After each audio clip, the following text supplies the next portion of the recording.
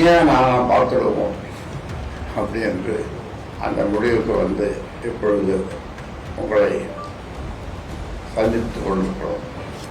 என்னை குலசாமி என்று சொல்லிக்கொண்டு என் நெஞ்சு கொலைகளில் குத்துவிப்பார். இந்த தேர்தல் முடிந்த பிறகு எல்லாமே அவர் மாறி போயிடும். அது வரைக்கும் நான் தான் தலைவர். வயலுக்கு எத்தனை காலம் கேட்டா என்ன சொல்லுவீங்க? 4 கால். ஆனால் அவர் 3 கால் தான் சொல்லுவார். 4 தான் சொன்னோன்னா பிரச்சனை முடிஞ்சு போச்சு. மகனும் பாமக தலைவருமான அன்புமணியுடன் அதிகார மோதல் நீடித்து வரும் நிலையில் விழுப்புரம் மாவட்டம் தைலாபுரத்தில் கட்சி நிறுவனர் ராமதாஸ் செய்தியாளர்களை சந்தித்தார். அப்போது பேசிய அவர், அன்புமணிக்கும் தனக்கும் இடையிலான சமரச பேச்சுவார்த்தையில் முடிவு எட்டப்படவில்லை என்றும் அந்த பேச்சுவார்த்தை டிராவில் முடிந்துவிட்டதாகவும் கூறினார். கட்சியில் எல்லாம் தனக்கே வேண்டும் என அன்புமணி கூறி வருவதால் நீயா நானா என பார்த்து விடுவோம் என முடிவு செய்திருப்பதாகவும் ராமதாஸ் தெரிவித்தார். அன்புமணிக்கு தலைவர் பதவியை விட்டுத்தர தயாரென கூறினேன். மாநாட்டு மேடையிலே எழுதியே கொடுக்கிறதால் கையெழுத்து போட்டவர். அவர் நம்ப முடியாது. என்னுள் இருக்கின்ற இயற்கையான கோபம் கொஞ்சம் பொங்கி எழுந்து நீயா நானா பார்த்துடுவோம் அப்படி என்று உங்களை சந்தித்துக் கொண்டிருக்கிறோம். தன்னை கட்சியில் இருந்து கழுத்தை பிடித்து வெளியே தள்ளுவது போல அன்புமணி செயல்படுவதாகவும் தன்னை மானபங்கம் செய்வது போல அன்புமணி நடந்து கொள்வதாகவும் அவர் கடுமையாக விமர்சித்தார். உயிருடன் உள்ள தன்னை உதாசீனம் செய்துவிட்டு தனது படத்தை வைத்து உற்சவம் செய்வதாகவும் தன்னை நடை பிணமாக்கிவிட்டு அன்புமணி நடைபயணம் போவதாகவும் ராமதாஸ் பகிரங்க குற்றச்சாட்டுகளை முன்வைத்தார். தந்தை சொல்மிக்க மந்திரம் இல்லை என்பதை அன்புமணி உணர வேண்டும் என்றும் அவர் அறிவுறுத்தினார். பாட்டாளி மக்கள் கட்சி என்ற மாளிகையில் நான் குடி அமர்த்தியவரே என்னை கழுத்தை பிடித்து வெளியே தள்ளுகின்ற அளவிற்கு அவருடைய செயல்பாடுகள் இருக்கின்றன. மாவட்ட செயலாளர்கள் வருகையை அழுத்தி நிறுத்தி என்னை பார்க்கக்கூடாது என்று அவரே ஒவ்வொருவருக்கும் தொலைபேசியிலே பேசி என்னை மானபங்கம் செய்திருக்கிறார். என்னை நடைபயணமாக்கி என் பெயரில் நாடு முழுவதும் நடைபயணம் செய்யப் போகிறார்களாம்.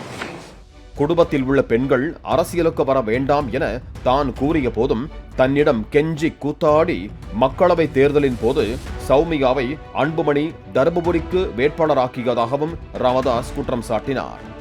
குடும்பத்தை சேர்ந்த பெண்கள் அரசியல் ஈடுபடக்கூடாது என்று சொன்னேன். சௌமியா தான் நிற்கிறதுன்னு சொன்னார். அவங்க பொதுக்குழுவில் சொன்ன மாதிரி நம் குடும்பத்தை சேர்ந்த பெண்கள் இந்த மாதிரி வேண்டாம் அப்படின்னு சொன்னதுக்கு எதிர்மாறாக நிற்கக்கூடாது அப்படின்னு நான் சொன்னேன். அப்புறம் என்னுடைய சின்ன மகளை பெரிய பேரன் எல்லாம் சேர்ந்து என்கிட்ட கெஞ்சினா போதுமா கூத்தாடி வாதாடி எல்லாம் பண்ணி என்னை கையெழுத்து போட வைத்தார்கள். நான் கையெழுத்து போட்டேன். மேலும் நிர்வாகிகள் கூட்டம் ஒன்றில் தன்னை விமர்சித்த நிர்வாகியை கையில் துப்பாக்கி இருந்திருந்தால் அன்புமணி சுட்டிருப்பார் என பகிரங்க குற்றச்சாட்டையும் ராமதாஸ் முன்வைத்தார். முன்பு அன்புமணியை அவ்வளவு எளிதாக யாரும் பார்க்க முடியாது, ஆனால் தற்போது வாங்க பிரியாணி சாப்பிடலாம் என நிர்வாகிகளை அவர் கூவி கூவி அழைப்பதாகவும் ராமதாஸ் விமர்சித்தார்.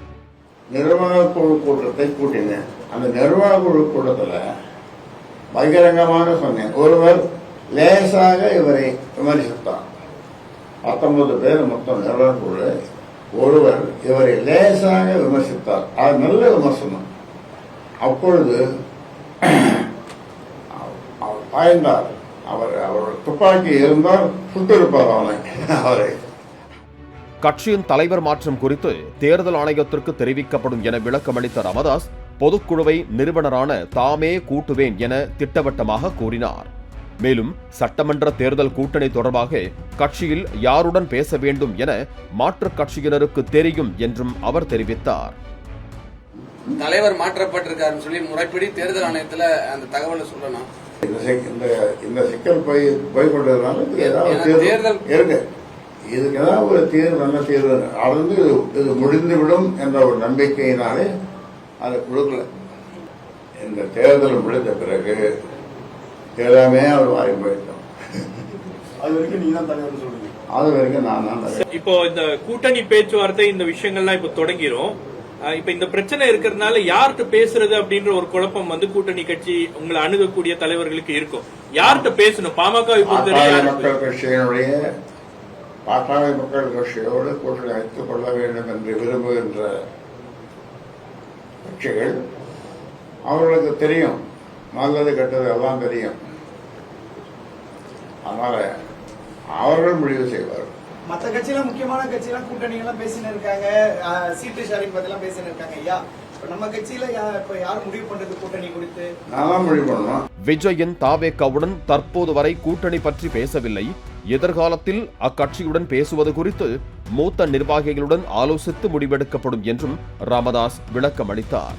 தமிழக வெற்றிக்கு நடிகர் விஜய் கட்சி தமிழக வெற்றி கழகத்தோட இதுவரைக்கும் இல்ல. அது அதிகாரப்பூர்வ பேச்சுவார்த்தையா இப்ப நடக்கிறது? இதுவரை அது மாதிரி இல்ல. இதுவரைக்கும் பேசல. இதுவரை பேசல. அவங்க பேசுன தயாரா இருக்கீங்களா பேசுறதுக்கு? அது மூத்த தலைவர்கள், கட்சியில மூத்த தலைவர்கள் எல்லாம் கலந்து பேசுதான். முன்னதாக பாமகவின் பொதுச் செயலாளரான வடிவேல் ராவணனை காணவில்லை என கூறிய ராமதாஸ், அவர் 7 ஸ்டார் ஹோட்டலில் தங்க வைக்கப்பட்டிருப்பதாகவும் அங்கு அவர் மிதந்து கொண்டிருப்பதாகவும் விமர்சித்தார். அவரை கண்டுபிடித்து கொடுப்பவர்களுக்கு 100 ரூபாய் பரிசு வழங்கப்படும் என்றும் ராமதாஸ் அறிவித்தார். பொதுச் செயலாளர் கண்டுபிடிச்சு கொடுக்கிறவங்களுக்கு 100 ரூபாய் பரிசு. அதிகமா பரவாயில்ல.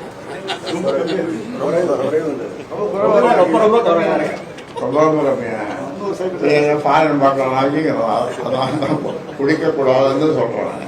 படிக்கணும்னு சொன்னாங்க, குழந்தைகள் சொல்றாங்க.